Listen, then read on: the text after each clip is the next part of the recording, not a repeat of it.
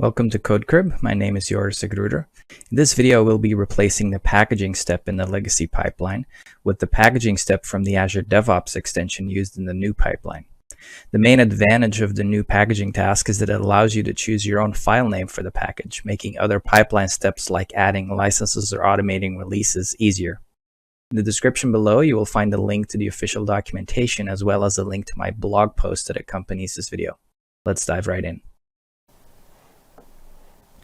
To get started, we'll disable the original steps, so the generate packages and the copy files, and we will add the new step. So I just search for create deployable package, add it, and then make sure you drag it after the building is complete and before the publish artifacts. If you have the add licenses step that we added in a previous video, obviously you want to make sure you create the package before. Now there's a few things that we need to know about the original generate packages. Mainly that it doesn't just create the runtime package, but also the models.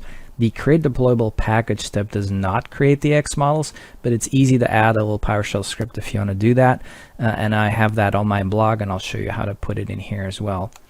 The bigger thing, because most people won't need those models, but the bigger thing that the deployable package step in the original pipeline here, what the PowerShell does is it automatically packages everything from source control, whether that's packages you be compiling during the build, as well as any ISVs. Now, these things actually get taken from the list of stuff from source control, but the binaries are pulled from the package's local directory. Now the create deployable package step will have to tell it where your binaries are that you want to package. We can't just point this to package's local directory because all of the code in there, including Microsoft code. So if we point it there, we have to make sure that we explicitly list all of the packages that we want to build, that we want to package. So that is a major difference and something to keep in mind. So a few things first, the X++ tools path, that one is actually in the packages directory bin. So we can actually point it to the service drive, which will on cloud machines usually be the K drive. If you're using a VHD, it'll be the C drive. Now I've noticed that on the VHD, this, because this is an environment variable we're reusing, on a VHD, this is not set up for the administrators on the box. So you will have to add this as a global variable if you want to do that. But obviously you can just put the drive letter here and say C. But in any case, the package local directories where all the X++ tools are, including the packaging pieces that this step will need.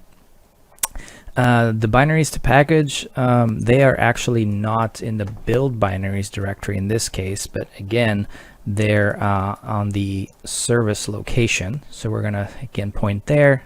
Feel free to put an actual drive letter here, but this should work. AOS service package local directory. This is where all the X++ binaries are. Now that does mean that we cannot use this search pattern. So we've talked about this in the previous video when we talked about this packaging the packaging step explicitly for the binaries for ISVs. But in this case, what I'm going to do, and I'll show you, this is an example with the fleet management code. So this is an example where I want to package all of the packages that start with fleet. I want to exclude, which is what this exclamation point is. I want to exclude everything that starts with fleet and ends in tests. And I want to include something called some ISV. And this is an example of a binary package, which you can see that in the video we did on the ISV binaries. So, but this now actually will, obviously, it finds the tools in the correct location. It finds all the X++ binaries, but we do have to explicitly say what we want to include. And this, of course, is excluding because it would find the tests from that as well. So we don't have a package with that. The other thing that tripped me up when I set this up the first time, and you can change this obviously, but the publishing will actually look at the packages directory. So if you look at this thing here for the original packages, it actually copies the zip files from a subfolder called packages, and it will then actually also put it in the staging directory in a subfolder called packages. Now clearly you can change this, and then you just have to change this piece as well, but you got to keep in mind that you may have other things depending or automation, so I would advise you to just keep that as is. And that means that here in the packages step, we want to actually tell it to put it inside a packages subfolder. That sort of avoids a lot of issues that way. And so of course this is what we were actually doing this step for, is so that we have a deployable runtime with just the build number and nothing else in here. Now clearly you can change this to whatever you want it to be. This name is not set in stone. You can make it whatever, but I think this is a good way to go, using the build number and making sure it's a runtime. So this is now set up. And then the publish artifacts, see it'll pick it up from the packages folder and put it in packages. Again, you're free to get rid of this, but you know, I'm just don't want to make too many changes at once.